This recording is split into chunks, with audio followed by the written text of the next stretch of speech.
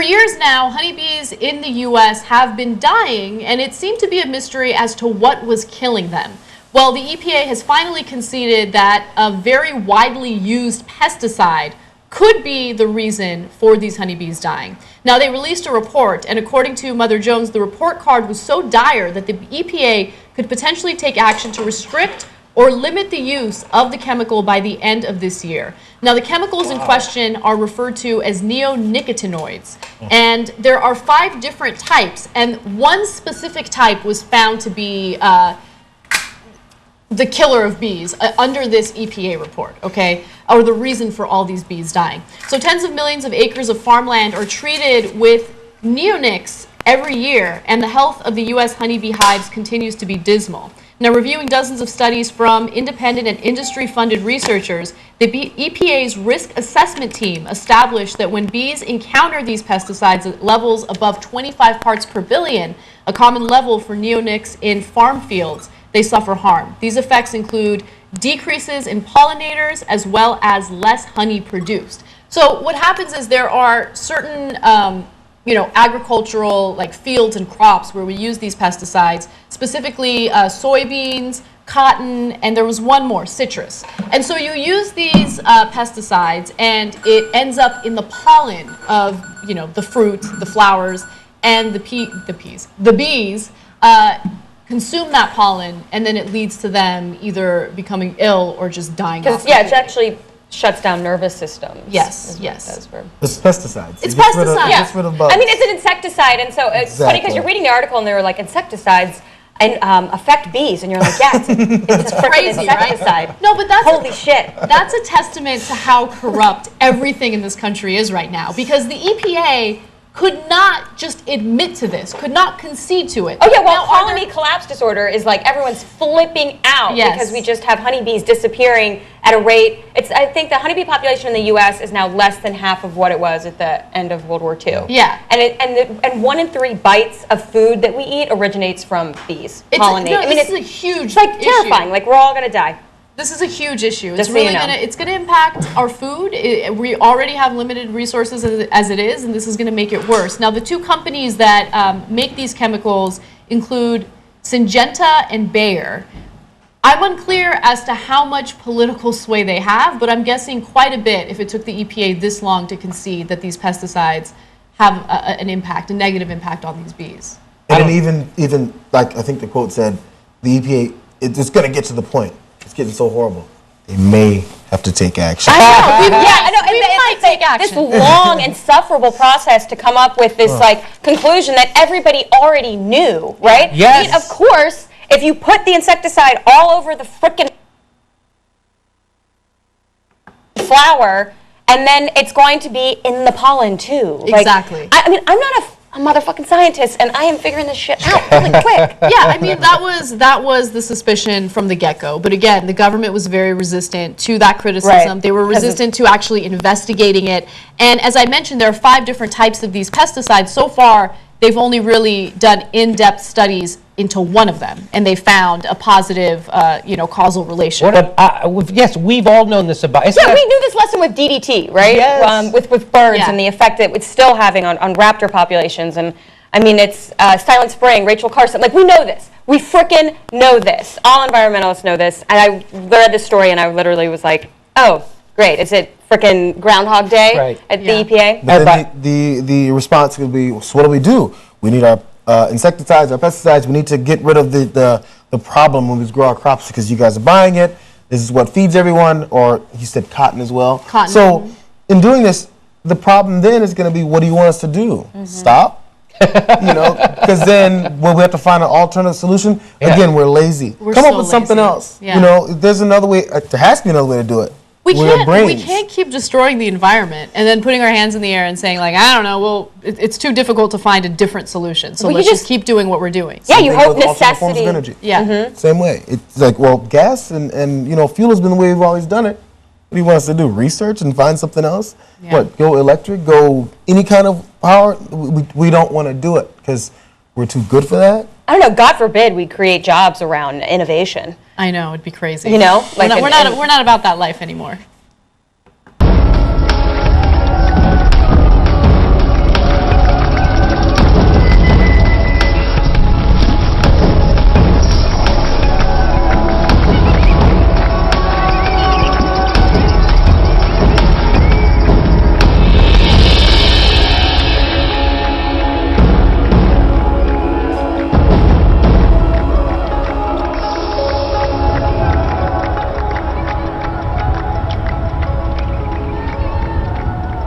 This is my home at the southern tip of Africa.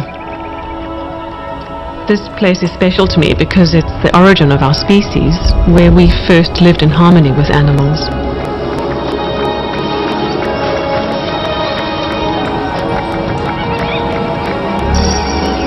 My name is Anna.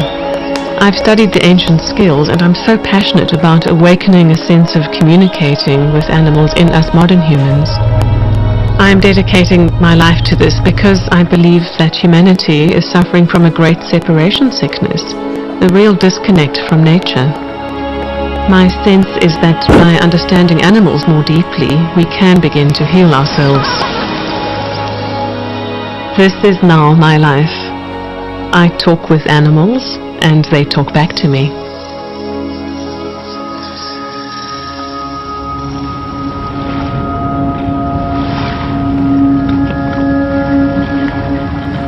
I first met Anna Breitenbach through a troop of wild baboons. My name is Swati. I'm a conservation journalist.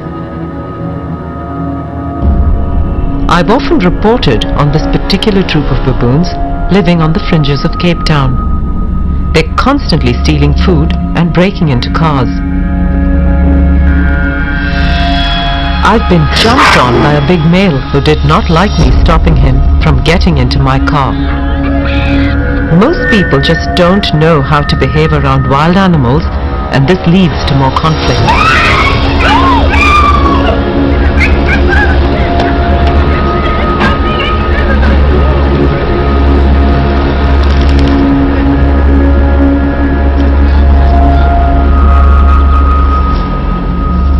Yet, on that first day I met Anna, she walked easily amongst them, although she had never been around this troop before. This particular group of baboons is quite aggressive because of all the human interference in their lives.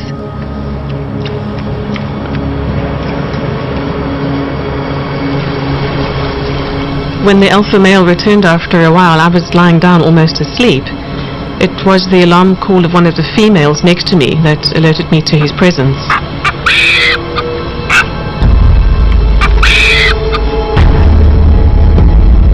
When I saw the big male approach with all the babies around Anna, I was sure she was going to be attacked. I have seen this big male attack people he thinks are a threat to the young baboons. But that's not what happened. He stood cross-legged in front of me, looking down at me with a very inquiring look of evaluation. And I had the question fall into my mind as his question, which was, "Who are you?" with a slight air of suspicion.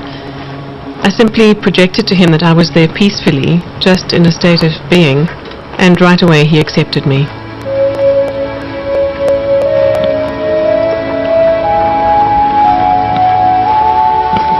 And the alpha male kept on looking at me, and I got the distinct silent impression in my head from him, saying, "Seeing as you wanted to be with us, then do as we're doing and dig with me." And so I did.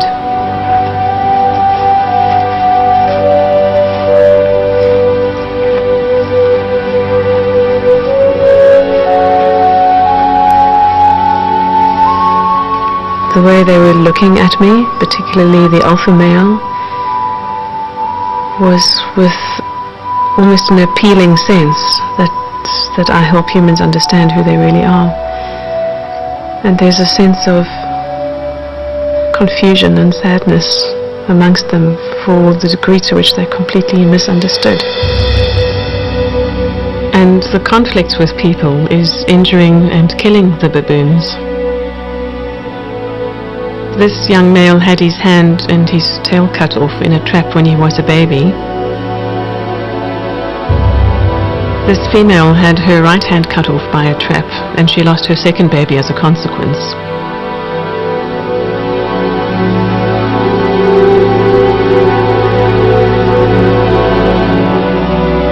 This female was shot on a ledge and she fell, losing her left hind leg.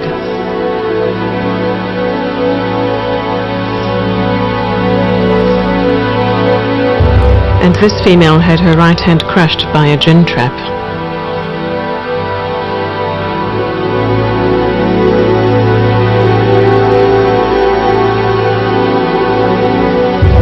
the big male who used to raid cars has since been shot for being considered too aggressive. And this is the pain of just one troop. Sometimes being a human bridge between non-human animals and my kind is difficult. I see both sides of that bridge. And the two pictures don't match up with each other. Many of the trapped and injured baboons are taken to this rehabilitation center where they get lifetime care and sometimes even regrouped into new family troops. Anna's work has been critical to this process of regrouping.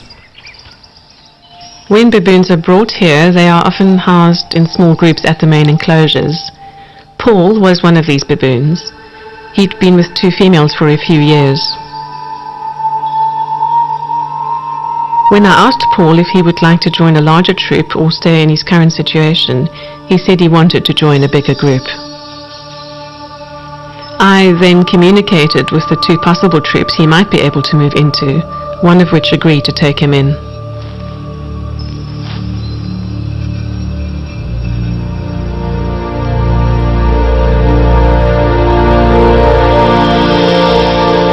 Adult male baboons never enter a new troop unless they're trying to challenge the existing alpha or steal the females. And so it was surprising to see how quickly Paul was welcomed instead of being attacked or killed.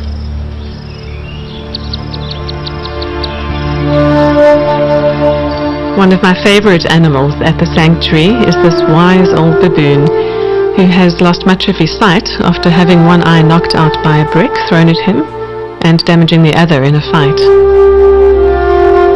He can never be set free.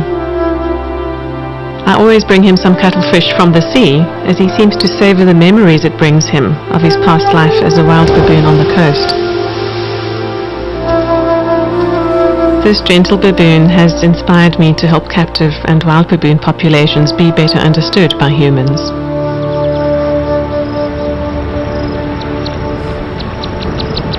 I wondered if there were any scientists studying the idea of animal communication. Matthew Zulstra is doing his PhD at the Stellenbosch University in the Western Cape. I wanted to see what a scientist would make of Anna's ability to communicate with such big, powerful animals like baboons.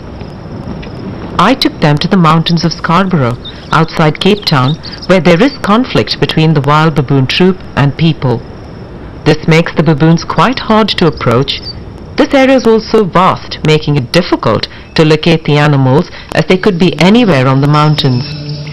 Anna was not familiar with this area, and I knew it would be a challenge just for her to find them. I sent out a silent message in words in my mind without using my voice, addressing the baboon species and letting them know that I was coming. I didn't look around for any physical signs. After a few moments of that, I opened my eyes again and just allowed my body to move in the direction that I felt drawn to, almost like an internal sort of radar for baboon energy. And she found the truth.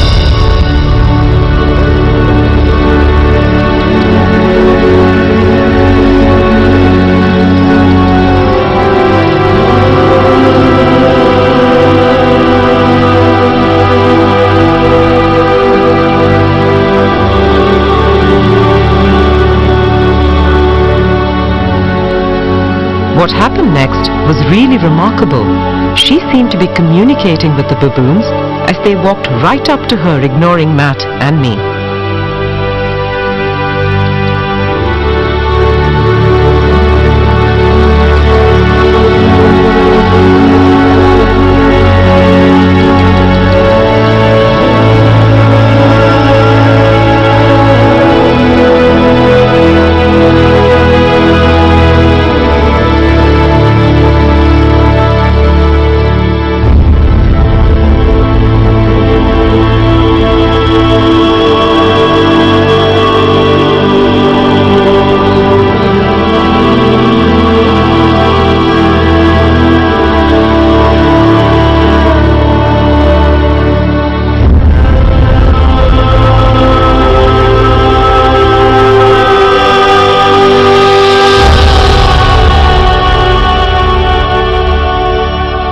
when you ask me how does science explain this, I also think of of how it must have been for people back in the 17th and 18th century, and they used to see lightning, but if you ask them, do you believe in electricity, they would have said no, not at all. I mean, they would have laughed at you. And maybe what we're seeing now with Anna is being back in the 17th century and seeing lightning. What I know is that my belief systems and everyone's belief systems are formed over the course of their life, and these belief systems filter how we see reality, and we use these belief systems and our perceptions to edit out the stuff that we're not comfortable with. And I think that's what happens in situations like this. We almost cannot help but letting our belief systems sort of edit out the things which we don't feel comfortable with. But on a personal level, I feel profoundly touched, and my scientific curiosity is awakened to really want to understand this phenomenon much better. Because I don't feel this is just about communicating with animals, as amazing as that might be. But the essence here is about sustainability, and about how we as humans can find a way to meaningfully reconnect ourselves with the rest of the living planet.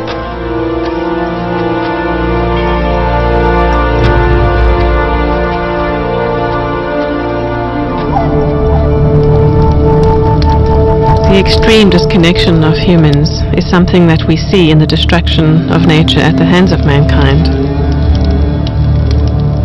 We see devastating fires. We see urban areas encroaching into wild lands.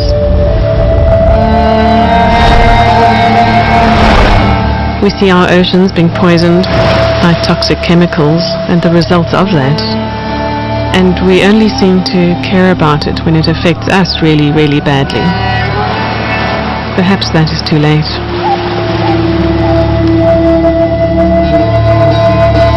Most of us have had a relationship with a domestic pet at some point in our lives.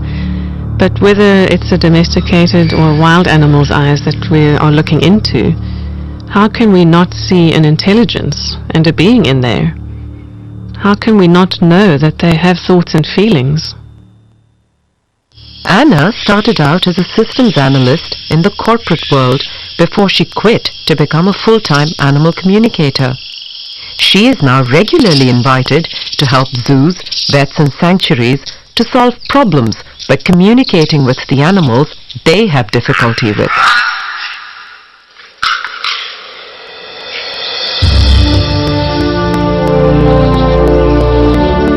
Anna's work intrigued me, so I joined her on a consultation. Anna was invited by Monkey Land, a free-roaming sanctuary for rescued monkeys and lemurs.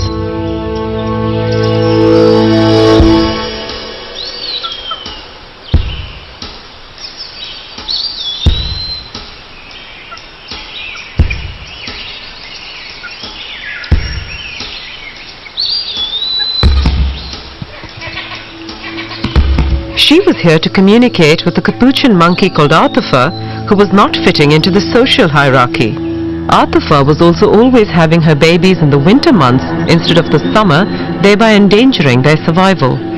I spoke beforehand to the curator Christian and asked him to tell me something about Arthur that only I would know and not Anna. Christian told me that Arthur had been rescued from a lab where she'd been experimented on. We've always been under the opinion that she is from vivisection. That was told to us by Stockton Arthur. Exactly what was done to her, we're not sure about. Her social structure in the group, she's never really become one of the big females as other individuals that came with the same batch. And we have had her at the vet once before as well.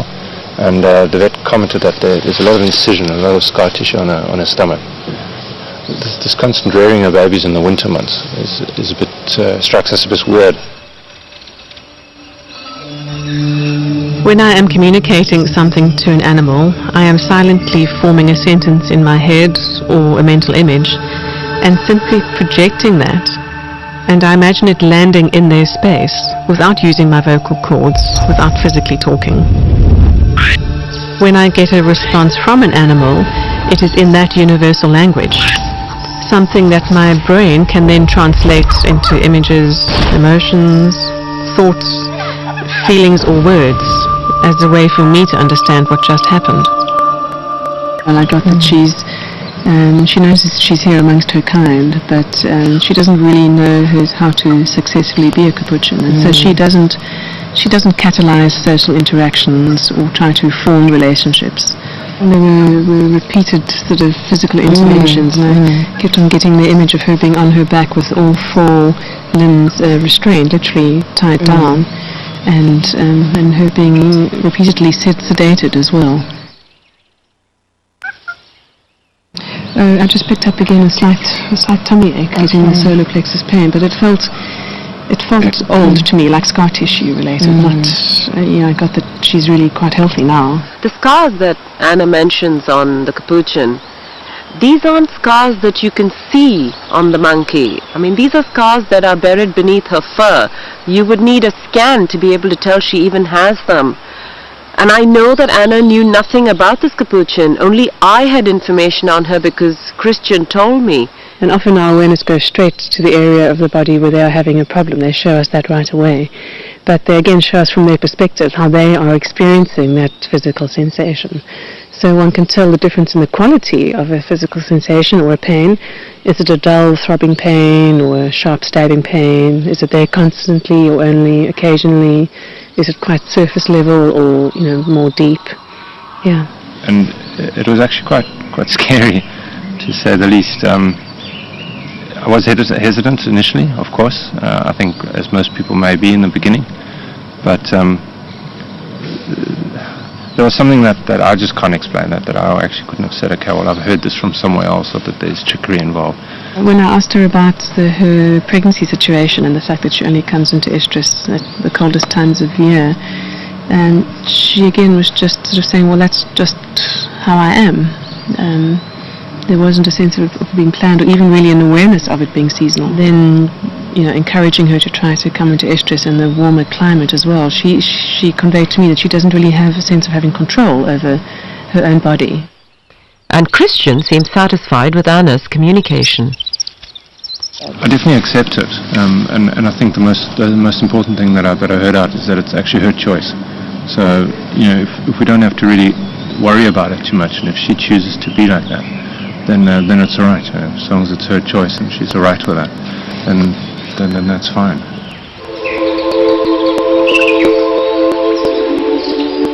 I then went with Anna to Birds of Eden, the largest free-flying alien facility in the world for rescued birds.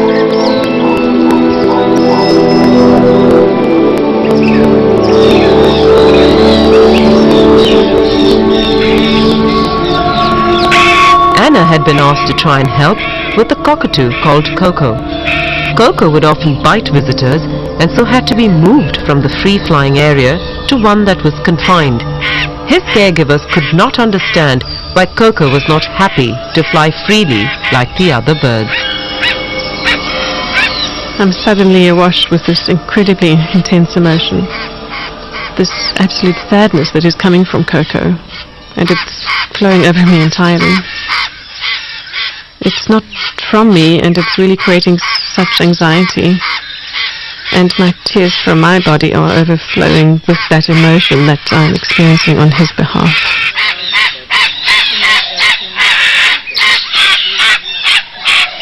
He seems to have had a very close bond with his person before, the person who had him. And he's so upset to be separated from that person, and he's in a lot of emotional pain still. He doesn't really understand why he's here at all, not in this cage, but at Birds of Eden. Well, it feels like it was a very sudden separation. Perhaps something even happened to his person. It was a very sudden separation after quite a long relationship, and he never saw his person again, and not even for a visit. I then checked with Lara, the co-founder of Birds of Eden, to check if anything that Anna had said made sense. Coco's owner had to leave the country, And it was a very sudden thing. He raised him from baby age, spoon-fed him, and they definitely had a great bond. I mean, this is the story. She sent a little letter saying that we must please care for him and she loves him so much and so forth. Never seen his owner since? No, never seen the owner. I don't actually even know her name. In Coco's particular case, his relationship with his human is far more important than being able to fly free. And just a few weeks after our visit, Coco died.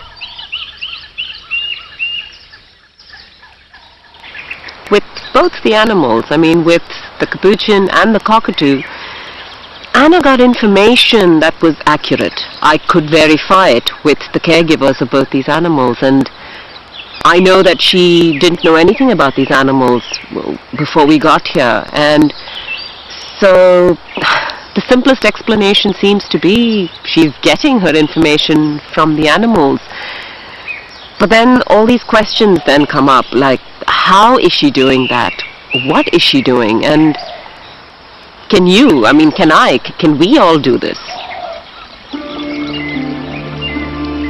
For any of us to connect with the fabric of life, it's important to find some quiet time in natural surroundings. To restore my balance and renew my sense of inner peace, I spend quite a lot of time in nature just simply being quiet and absorbing a harmonious state of being with the aspects of nature around me. And it's when I'm in this state that animals will often spontaneously approach me. And I'm always very humbled by that. It's always great to have an animal in its natural environment allow me close, as if I'm no threat or disturbance on the landscape. Then I know that my inner state is matching that animal state of presence and well-being. From a quantum point of view, which is the more sort of recent side of physics perhaps, we are all as beings walking, talking collections of molecules that are made up of atoms, that are made up of quanta. And as unique bundles of quanta, we vibrate with a very unique energetic frequency. So this is how different individuals show up in the universe as having a unique energetic fingerprint or footprint, if you like. So an analogy would be to talk about, imagine that we're tuning in like a radio frequency to the particular radio station that is that unique frequency of that animal that we're connecting with. And once we have sort of dialed them up in the universe of all possible beings, we then have an open and clear communication channel between us and that animal. And it's across that channel that information passes freely in both directions. The essence of what Anna is claiming to do is not new. Most indigenous communities around the world also speak of being able to communicate with animals. The survival of these communities depended on the hunt. And so it seems that tracking is the origin of this ability to be able to communicate with the natural world.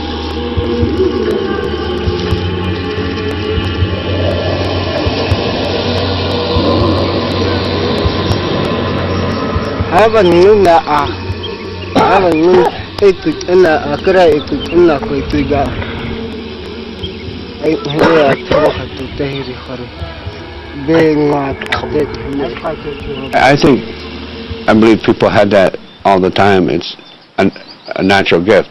You know, it comes with being born in nature. You know, we're all part of nature, just that we become educated and thought we could do better without it. So it's a natural gift that we have as human beings, and it's just reclaiming it.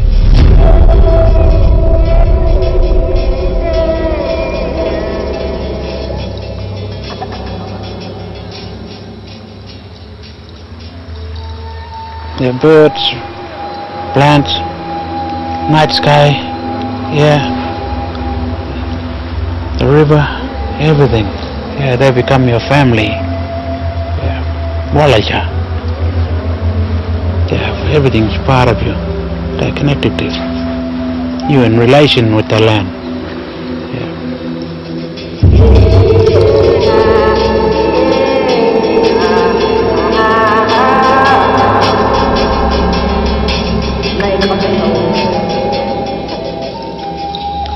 Ada chacha matino chaka ma angu koho mashi chacha matino sha koho he manja kumata Chakam, Chamkam, Hong Kashi, Manjanta Kumata, and hair.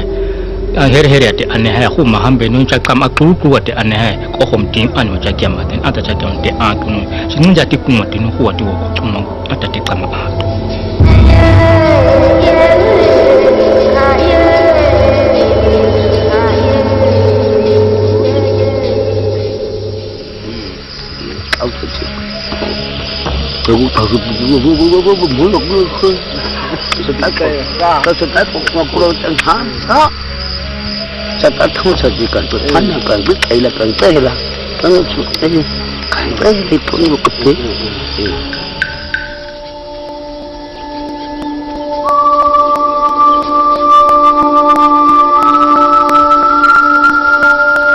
Animal tracking is the oldest form of interspecies communication.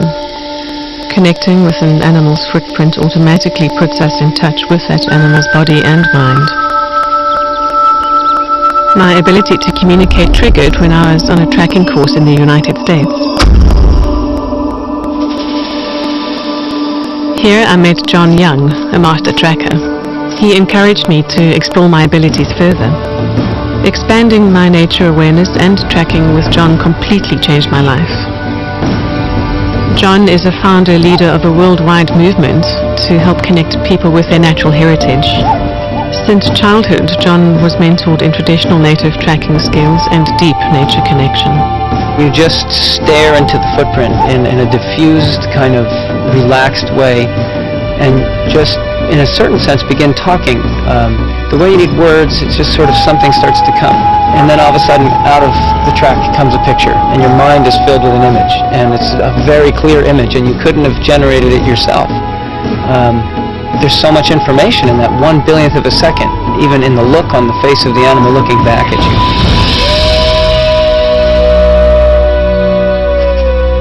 Now the University of Vermont in the United States has recently asked John to create a course in nature connectedness and awareness. It will be a whole new field of study. I also work with John around the world to reconnect people with nature and themselves.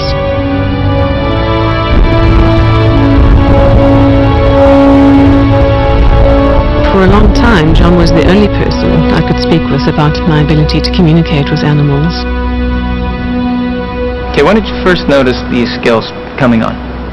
It was during our wolf tracking expedition 10 years ago. We were all woken at around 2 or 3 a.m. by the distant sound of wolves howling. I remember the next morning telling you about what happened to me in the night.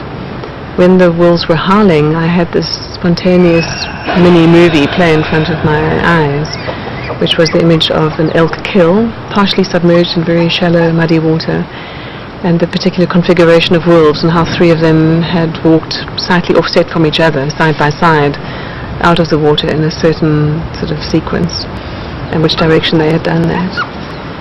And I remember telling you about that the next morning, and a few hours later one of the tracking teams that were out following tracks and sign found exactly that scene. I remember that morning we were able to verify that whole thing. We sat under those pines on that hill and looked out over that place. Remember, we had to take our time going in because the wolves were still there, and we had to wait for them to leave. And I'd just been heard howling. Yeah, I remember that like it was yesterday. And that's where I really did a lot of research and discovered this whole field called interspecies communication. Meantime, continuing doing tracking and being out on trails and so on, by just opening my awareness and really softening my body and my mind, I would start to have more intuitive experiences. When it switched on strong when I was 19, there was no going back. You know, and that was that experience that got me in so much trouble talking about publicly, you know, when I saw the silver lines for the first time and followed them right to the deer. Sometimes it's just suddenly like this line of light appears on the landscape and I just start following it. And then it disappears. You know, it shows up long enough for me to know it's time to move. And then I start moving. And at that point, the rest takes care of itself. My body wants to go that way. It wouldn't go any other way. And then I discover, oh, there's that nice fresh track again. I look at it and I recognize that individual track again as the same individual. And I always have to laugh at myself. When you have that moment of reconnecting with the animal physically at the end of that trail, there's a moment of grace. I have to say, I get a little choked up each time, as I am right now. where I feel like, whoa, what a miracle that we live in a world like this. You know, that this could be possible. And I always give thanks in those moments to my ancestors, to the Creator, because that's what my elders told me. That's where it's coming from. And whether I understand that or not, it's irrelevant. I just feel incredibly blessed in those moments. And I wish life could go on forever. Tiko mai kira sunta ko kata miyate. Si kam ko kanya no ang lukaro hamu no ting ko hom akung karatam daman ta ata ta ko kata kiamana ko te ni ko ngai pe sai se ve ya ta ko to ata minu ke kom ti tai se sanda tama ata hiya ko ka kiam manja ko hom ta ka akashi onu tung ta ko kata shwe ti tai mara pe hi ko ve ta ko ka kam ata shwe ni ke kom ti tai. I wanted to experience in the field how tracking became the origin for this ability to communicate with animals. John calls it intuitive tracking, Anna calls it animal communication. So I joined John and Anna as they attempted to track an eland in a vast wilderness area of the Cape Peninsula.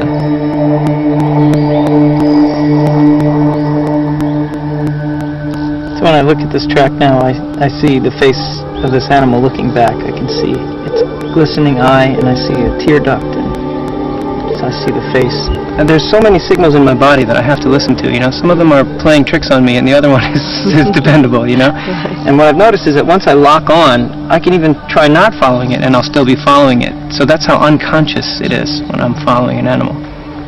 John, that's exactly animal communication right there. When I'm with tracks or communicating with an animal remotely, there's this internal voice of the mind that runs various options by me. Looking at the eland track connects me directly into the signature frequency of the animal. Even if this animal were amongst a herd of others, I would still be able to find this particular individual because it is her tracks that I'm connecting with.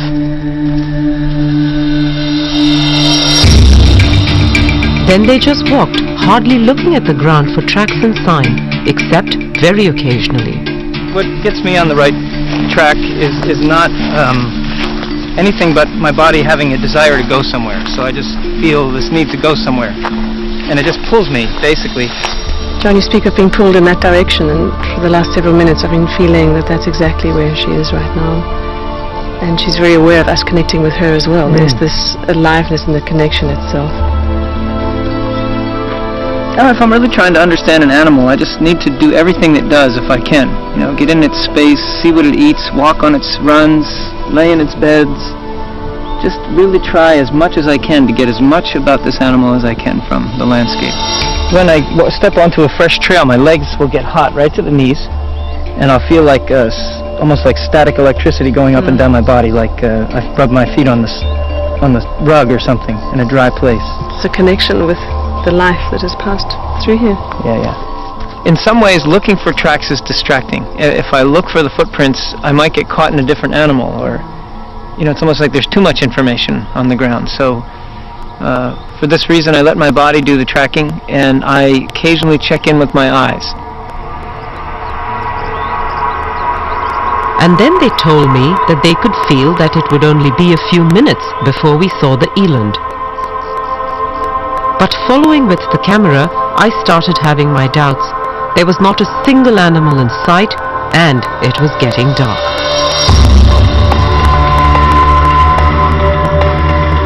It's as if I can see through this eland's eyes, and I feel like she's looking to the west towards the sunset. And I can feel the sensation of a low bush at her back as she enjoys the last rays of sunlight. That's the one.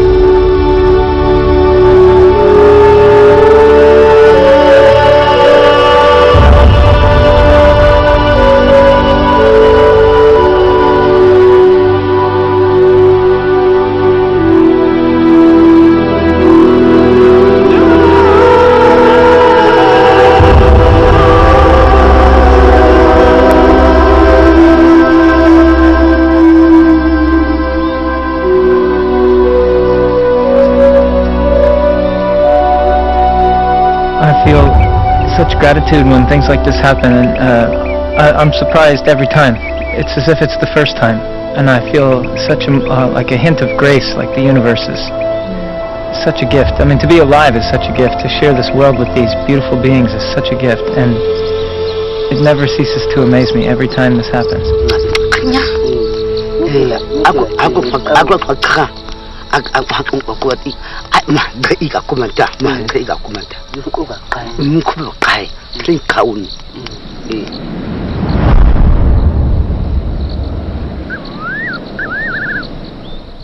And having studied animals since I was a very little kid, I see that the animals have these skills, and it's obvious that they do, and a lot of researchers will tell you that they do. You know, the phenomenon of directional bonding, homing pigeons, for instance, you know, how strange is it that a bird can fly directly to a point on a landscape, having never been there, you know, being put in a basket and taken on a crazy route to get there, and they fly exactly back to where they came from. Or when I've been involved with radio telemetry studies, and the mountain lion that's got the collar on it's flown the 100 miles directly to the east into the mountains, again into a place it's never been. The cat beelines straight back to the suburban neighborhood where it's been caught. When I see that kind of thing, you know, I know that there's something else happening, and I feel like that directional bonding is exactly what I'm experiencing when I'm tracking. What we're doing when we talk about intuitive tracking and connecting people in this manner may be the most important thing there is right now, because it gets right to the heart of connection. When people have connection, they feel compassion, they see the earth, they feel the other life forms, including the human beings. And they become part of a fabric of we instead of I. Even after everything that I've experienced with Anna and spending all that time with her, there's that scientific controlled, you know, sort of rational part of my brain still has doubts. So I wonder what it will take to totally convince me. And then a unique opportunity presented itself. In the course of my work, I had come across the story of Jurg Olsen, an ex-policeman turned conservationist. Jurg and his wife Karin set up the Jukani Predator Park. Here, many big cats rescued from bad zoos and canned hunting farms are offered a home and get lifetime care.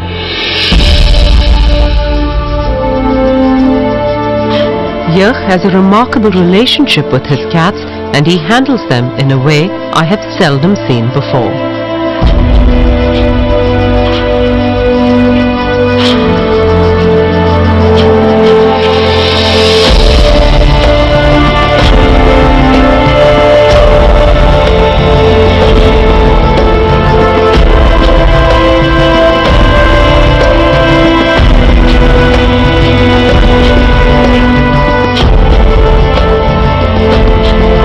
But there was one big cat here that he did not know what to do with.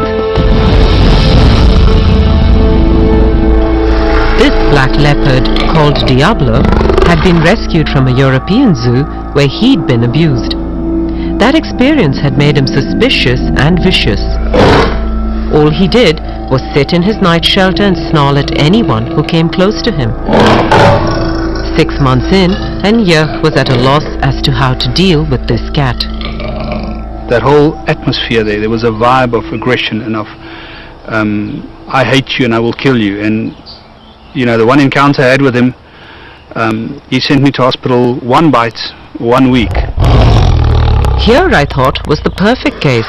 If Anna could get this animal to change his behavior and become well adjusted, then I would have no choice but to acknowledge that she was in dialogue with animals. It took me some time, however, to convince Jurg to bring in Anna. He's a dangerous cat. He's very, very dangerous. He's towards me and towards everybody else. In my opinion, the chances of an animal communicator changing that, it'll take a lot to convince me. I honestly do not believe that an animal can talk to a human or communicate with a human. I've had animals my whole life. We give them commands, we give them instructions, and they do it as we habituate them, basically. But I'm very skeptical to think that an animal like Diablo will communicate or can communicate with humans. I am desperate, however. I do not want to lose him. I made sure that Anna had no information on Diablo or his history before she came to speak to the black leopard. I was nervous to see what would happen, as this animal never let anyone near his night shelter without a lot of snarling and growling. But the minute he saw Anna, he calmed down and let her kneel right outside and look at him.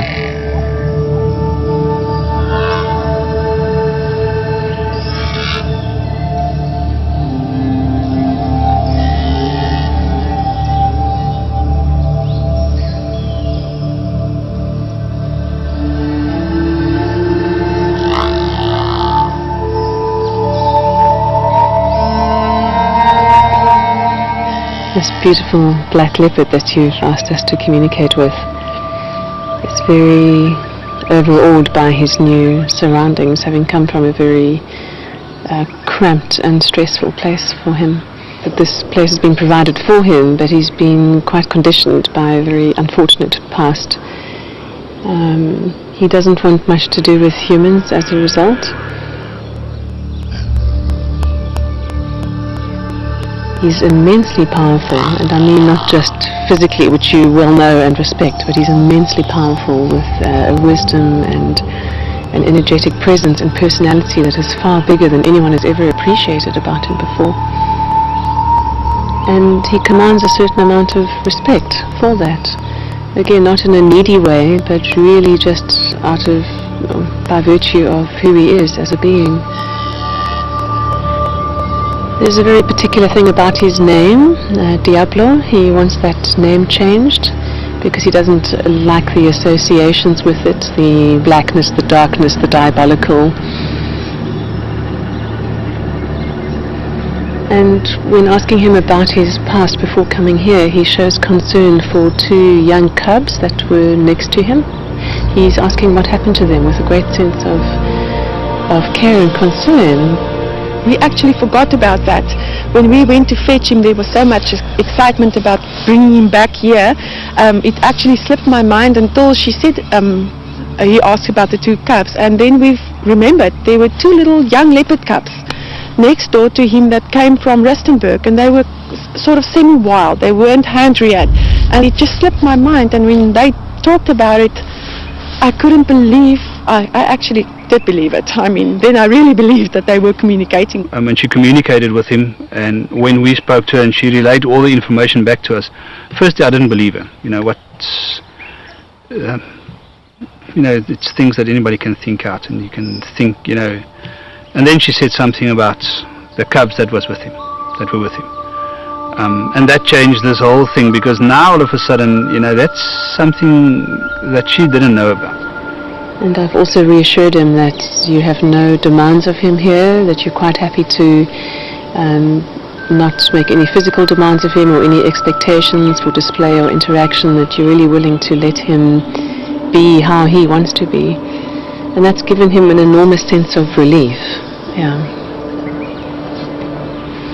And having told him that is for the first time made him actually genuinely interested in now exploring a bit further. Now that he feels that he's not being asked to come out more, he's genuinely interested in being relaxed enough to have a natural curiosity come out and to actually expand his horizons a bit. And Yeh was just stunned when the black leopard walked out of his night shelter into the larger enclosure later in the afternoon. In the 6 months that the cat had been here, Yeh had never seen him out of the night shelter. He then decided to rename the leopard Spirit.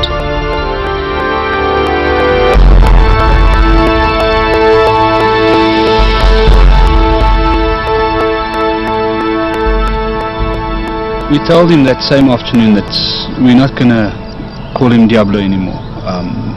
And we understand and we agree with that the diabolical side of it. That's not what he is to us. And we'd like to change his name to Spirit.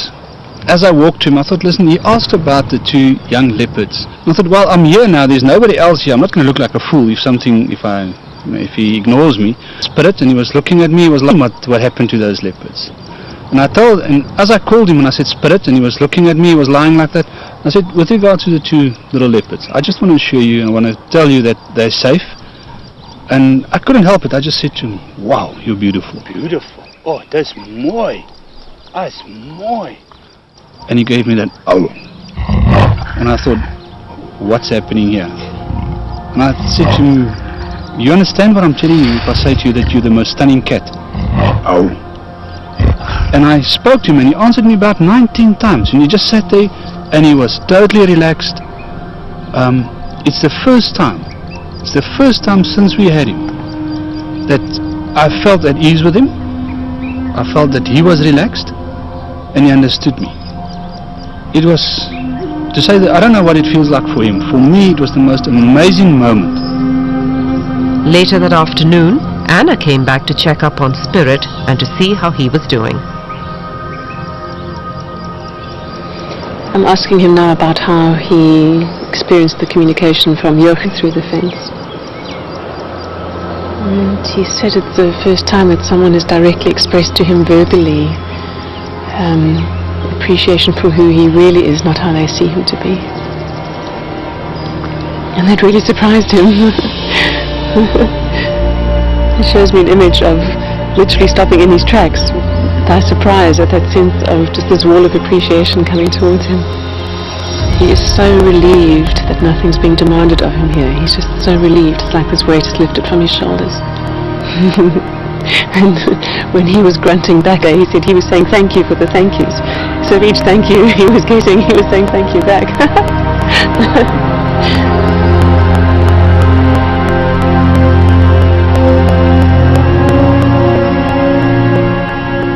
Is there anything you'd like to say about that feedback? I think we'll talk about this a bit later. I can't listen. So we'll talk about this later. It's unbelievable. I'm overwhelmed.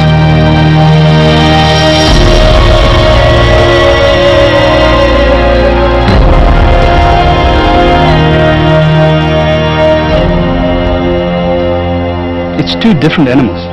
It's 2 totally different personalities. We had a snarling cat, angry at everything, upset about being here, hating humans, hating us for having him here, ready to kill in an instant.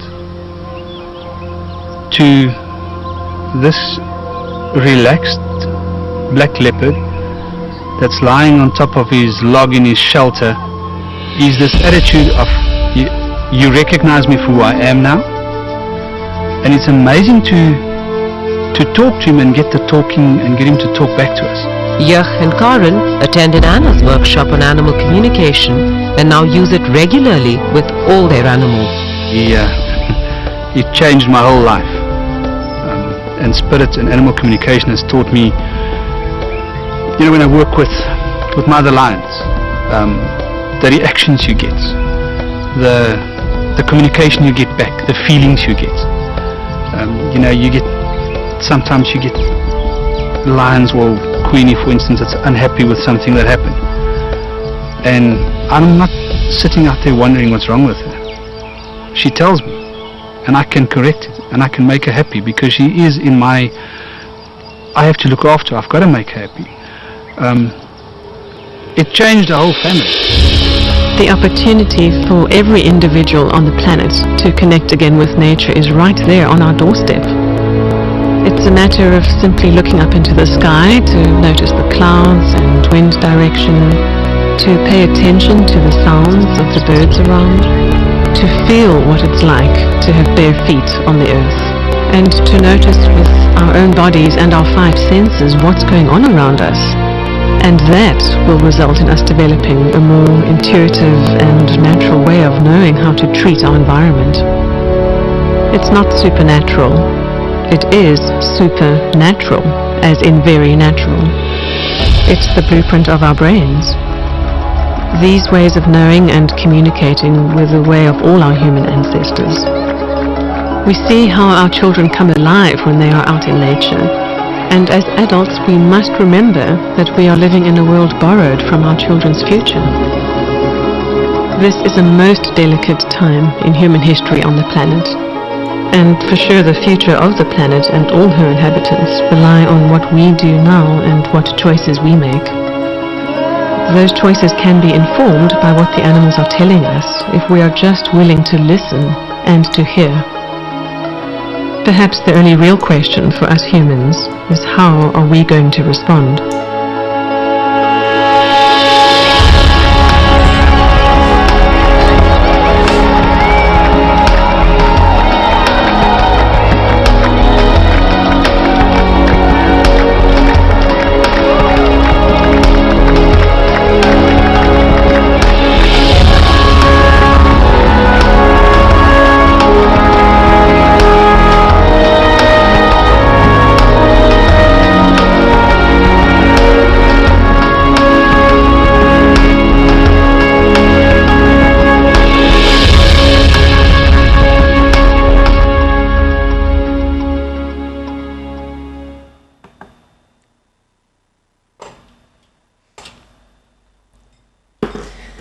So if you weren't touched by that, if you haven't been changed to understand what we do to the animals on a physicist level, you know, the vibrational frequency that we're creating by allowing all these billions of animals to be killed at Thanksgiving and Christmas, it's making us crazy. We are not a happy people. We are depressed, we are sick, we're diseased because we're not paying attention to what we're doing to this world. And we have to stop it in any way we can. Even if it's just a little bit in your day. If you're eating, 3 chickens a day, then try to just limit it to 1 chicken a week or 1 chicken a day or 2 chickens a week. Whatever you're doing, just understand that you have to start becoming spiritually sacred being and work towards that end. Thank you so much for watching. This is Meet America, and I'm Annie Griffin.